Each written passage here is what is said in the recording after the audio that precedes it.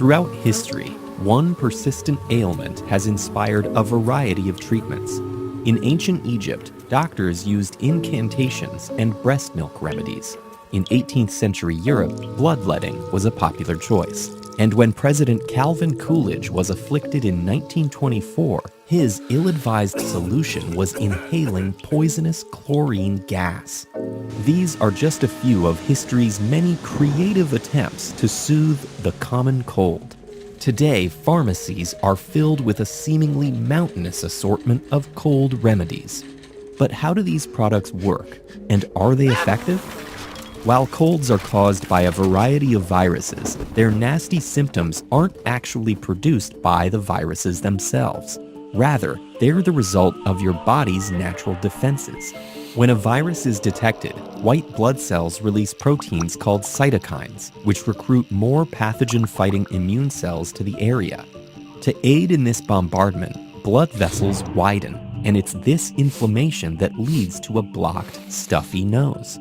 The body dials up mucus production in an effort to trap and expel pathogens, but this mucus can irritate and inflame airways, causing coughing and a sore throat.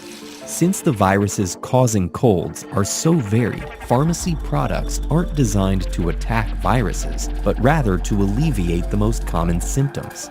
So which pill, syrup, or spray should you choose? Or should you ditch the pharmacy and try a home remedy? It depends. Most pharmacy products contain a painkiller, in addition to one or several other active ingredients, or those mystifying chemical names stamped onto the packaging. While there are over a dozen cold-related ingredients available, most fall into one of 4 symptom-fighting categories.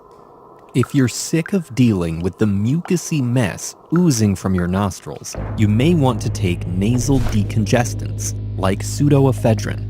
This snot fighter, found in pills and syrups, promotes the release of norepinephrine, a chemical messenger that reduces blood flow to the vessels in your nasal passages. This frees air and fluid so that you can breathe more easily. Cough suppressants aim to quell those torturous coughs.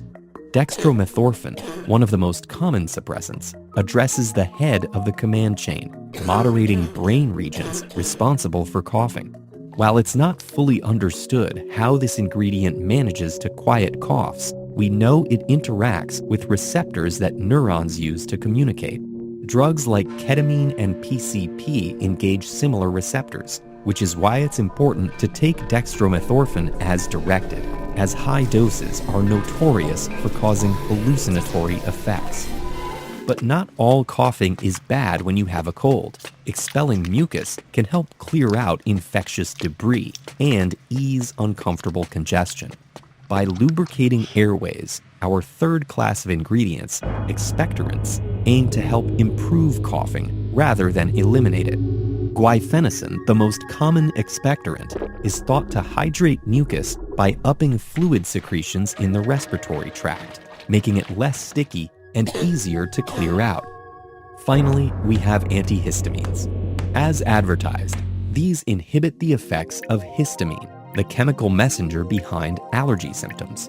While histamines aren't involved producing cold symptoms, studies suggest many antihistamines can still help dry a runny nose. Benadryl, for example, contains diphenhydramine, which blocks both the effects of histamine and a neurotransmitter which regulates the flow of mucus in our airways.